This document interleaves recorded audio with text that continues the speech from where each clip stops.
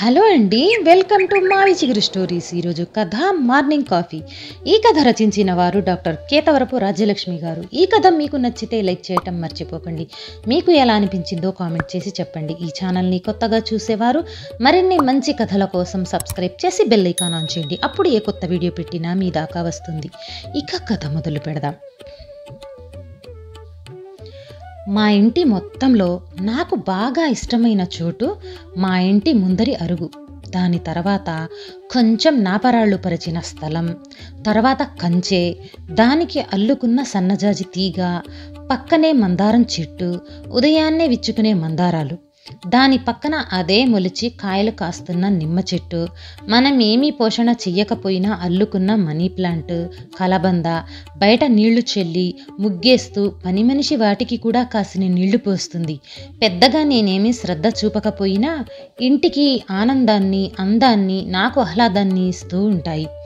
పొద్దున్నే ఎవ్వరూ లేవకముందు కాఫీ కలుపుకొని కాఫీ కప్పుతో అరుగు మీద కూర్చొని పిల్ల తెమ్మెరలు మేస్తూ వేడి వేడి కాఫీని చుక్క చుక్క ఆస్వాదిస్తూ తాగటం నా దినచర్యలో భాగం.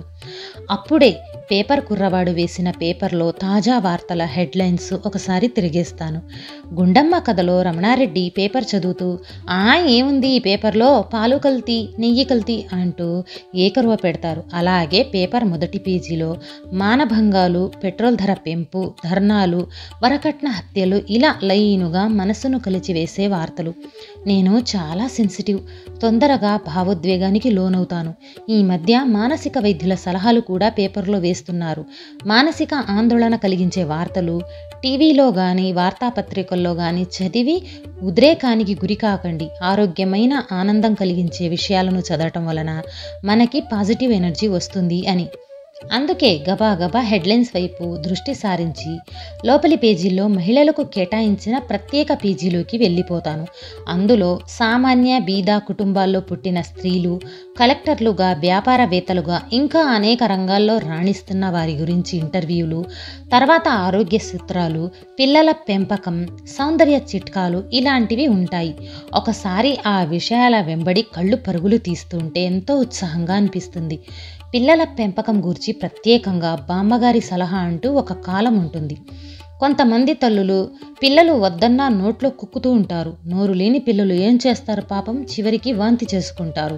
అయ్యో అసలే పిల్ల ఏమీ తినలేదు, దానికి తోడు వాంతి చేసుకుంది అంటూ కంగారు పడిపోతూ డాక్టర్ దగ్గరకు పరిగెడతారు. ఆయనదేం పోయింది, తన ఫీజు తీసుకొని ఆకలికి ఒక మందు, అరగటానికి ఒక మందు, బలానికి ఒక మందు రాసి మళ్ళీ వారం తర్వాత ఎలా ఉందో చెప్పమంటాడు. తమ పిల్లలకేదో చాలా పెద్ద జబ్బు వచ్చిందని భయపడుతూ మందులు మింగిస్తారు. డబ్బులు వదిలించుకొని తమ కంగారును తగ్గించుకుంటారు. దానికి బదులు పాప తిన్నప్పుడు కొంచెం అజీర్తి చేసిందేమోలే, అందుకే వద్దనుకుంటుంది అనుకోరు. ఒక్క పూట వాళ్ళు వద్దన్నప్పుడు నోట్లో కుక్కకుండా ఉంటే ఆకలేసినప్పుడు వాళ్లే తింటారు. చెప్పటం చేతగాని పిల్లలు ఆకలేస్తే ఏడుస్తారు. అది భగవంతుడు పిల్లలకు పుడుతూనే వారికి ఇచ్చిన విద్య. కొత్తగా తల్లులైన స్త్రీలందరూ ఈ విషయాల్ని పుస్తకాలలో చదివి లేక పెద్దవారినెవరైనా కనుక్కొని చిన్న చిన్న చిట్కా వైద్యాలతో పిల్లలకు స్వాంతన కలిగించాలి. కానీ ఎంతమంది తల్లులు ఇవి చదువుతారు? పిల్లలు తుమ్మినా దగ్గినా గూగుల్ ఓపెన్ చేసి చూడటం, వాడు ఏదో కూసిన కూతలు ఆచరించటం ఒక ఫ్యాషన్ అయిపోయింది ఈ రోజుల్లో. దాంట్లో కూడా అమ్మమ్మ చిట్కాలే ఉంటాయి. అవి తెలియక తామేదో మోడర్న్ అనుకొని పురుడు పోసిన అమ్మకి అమ్మమ్మకి ఏమీ తెలియదు అనుకుంటూ తమ పిల్లల్ని అధునాతకంగా పెంచుతున్నామనుకుంటారు నేటితరం తల్లులు. అది చదివిన తర్వాత మా పక్కింట్లో కొత్తగా దిగిన వనజకి చెప్పాలనుకున్నా. వనజ రోజు పిల్ల అన్నం తినట్లేదా ఆంటీ అంటూ వాపోతూ ఉంటుంది. ఇలా ఉదయం కాఫీ తాగుతూ పేపర్ చదివిన ఈ హాయి ఆ రోజంతా ఇంటి పని, పిల్లల పని, ఆఫీస్కి వెళ్ళి పని చేయటానికి టానిక్లా పనిచేస్తుంది. అలా ఉషోదయాన్ని ఆ పూల మొక్కలు చూస్తూ కాఫీ చప్పరిస్తూ మనసంతా హాయితనాన్ని అనుభవించే ఆ అరగంట సేపు మాత్రమే నా కోసం నేను కేటాయించుకున్న టైం. ఇంట్లోకి వెళ్ళగానే పిల్లలిద్దరినీ లేపి బ్రష్ చేయించటం, పాలు తాగించి స్నానాలు చేయించటం, టిఫిన్ పెట్టి యూనిఫామ్ వేసి స్కూల్కి ఆటో వాడు వచ్చే టైంకి రెడీ చేసి స్కూల్కి పంపటంతో ఒక ఘట్టం పూర్తవుతుంది. తర్వాత నాది మా వారిది బ్రేక్ఫాస్ట్, మళ్ళీ లంచ్ బాక్సులు సర్దుకోవటం, పిల్లలు చిందరవందర చేసిన ఇంటిని సర్దుకుని తర్వాత ఆఫీస్కి బయలుదేరటం, ఇలా ప్రతిరోజు రొటీన్ డ్యూటీ. లేడీస్ అన్నింట్లో పర్ఫెక్ట్ అనటానికి నిదర్శనంగా టంచనగా ఆఫీస్కి వెళ్ళి అటెండెన్స్లో రెడ్ మార్క్ లేకుండా సంతకం పెట్టి అమ్మయ్య అంటూ సీట్లో కూలబడటం, మళ్ళీ ఫైళ్ళల్లో మునిగిపోయి సాయంత్రం ఇంటికొచ్చిన తర్వాత పొద్దున్న సీన్ రిపీట్ అవుతుంది. పిల్లలు పడుకోగానే వంటిల్లు సర్దుకోవటం, పక్క మీద వాలటం. ఈ రొటీన్ పనిలో నాకంటూ కాసేపు హాయిగా ఊపిరి పీల్చుకునే టైం పొద్దున్నే గట్టు మీద కూర్చొని కాఫీ తాగుతూ పేపర్ చదువుకోవటం. ప్రతిరోజులాగే సింహాసనం లాంటి ఆ అరుగు మీద కూర్చోబోతుండగా గట్టు మీద ఏర్పడిన పగుళ్లల్లో నుంచి చిన్న కలుపు మొక్క తొంగి చూసి నన్ను చూడగానే గుడ్ మార్నింగ్ అంటూ పలకరించింది. అరే, నా ఆనందం పంచుకోవటానికి ఇంకో ప్రాణి కూడా వచ్చిందే అనుకుంటూ చిరునవ్వుతో దానికి బదులిచ్చాను. దినం దినం ప్రవర్ధమానం అవుతూ తన అస్తిత్వాన్ని నిరూపించుకుంటున్న ఆ మొక్కకు పలకరించి కాఫీ తాగటం నా దినచర్యలో మరో భాగంగా మారింది.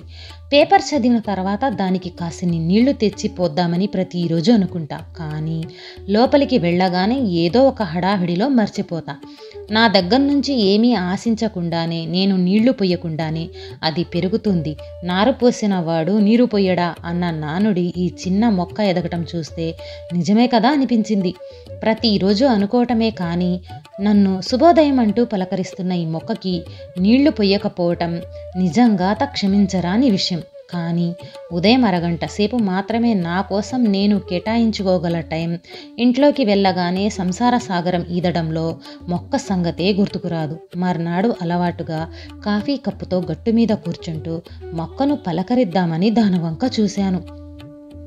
ఆశ్చర్యంగా చూపుడు వేలంత ఎదిగిన ఆ మొక్క కొన భాగాన మంచు బిందువులతో తడిసి స్నిగ్ధ మనోహరంగా ఉన్న గులాబీ రంగు చిన్న పువ్వు అందంగా, హుందాగా, నిటారుగా శుభోదయం అంటూ నన్ను పలకరించింది.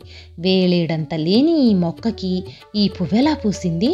ఒక్కరోజు నేను కాసిన్ని నీళ్లు పోయలేదు అనుకుంటూ సంభ్రమాశ్చర్యాలతో కళ్ళు విప్పార్చుకొని ఆనందంగా దాని వంక చూశా. ఆ చిన్న గులాబీ పువ్వుని చూస్తూ తాగిన కాఫీ ఈరోజు మరింత రుచిగా అనిపించింది. కానీ మనస్సు మారుమూల గిల్టీ ఫీలింగ్. ఏనాడూ చుక్క నీరు పోయిన నాకు ఎంత ఆనందాన్నిస్తుంది ఈ మొక్క అనుకుంటూ దాని వంక పరికించి చూశాను. ఆ గడుగ్గాయ్ పిసరింత పువ్వు నా వంక చూసి వ్యంగ్యంగా నవ్వినట్టు అనిపించింది. ఏంటోయే, నువ్వు పోసే నీటి చుక్క కోసం నాలాంటి మొక్కలు ఎదురు చూస్తూ కూర్చుంటే ఈ భూమి మీద అసలు చెట్లే ఉండవు. రాతిలో కప్పకు నీరందించిన ఆ దేవుడు నాకందించలేడా? నేనొక కలుపు మొక్కను. నేనెవరికీ పనికి రాకపోయినా పరోపకార బుద్ధితో పర్యావరణ రక్షణకు నా వంతు కృషి చేస్తూ స్వచ్ఛమైన ప్రాణవాయువు మీకు అందించటానికి నా వంతు సహాయం చేయటానికి పుట్టాను నేను అన్నట్లు అనిపించింది. నీరు పోయలేదని నువ్వు బాధపడకు అని అంటూ నన్ను ఓదార్చుతున్నట్టుగా ధీమాగా నా వంక చూసింది. ప్రతి మనిషిని దేవుడు ఏదో ఒక ప్రయోజనం కోసం పుట్టిస్తాడు. ఆ చిన్ని మొక్కకు తెలిసినంత జ్ఞానం మనిషికి కూడా తెలుసుంటే ఆత్మ న్యూనతా భావాన్ని అధిగమించవచ్చు. సమాజానికి తన వంతు సహకారం అందించవచ్చు. పేరు ప్రతిష్టల కోసం పాకులాడకుండా నిశ్శబ్దంగా పరోపకార మిథం శరీరం అన్న భావనతో జీవించాలి అంటూ ఈ చిన్ని కలుపు గులాబీ నాకెంత గొప్ప సందేశాన్నిచ్చింది అని ఆశ్చర్యానందాలు మురిపిగొన్నాయి నాలో. ఈ కథ నచ్చితే లైక్, షేర్ చేసి తప్పకుండా సబ్స్క్రైబ్ చేయండి.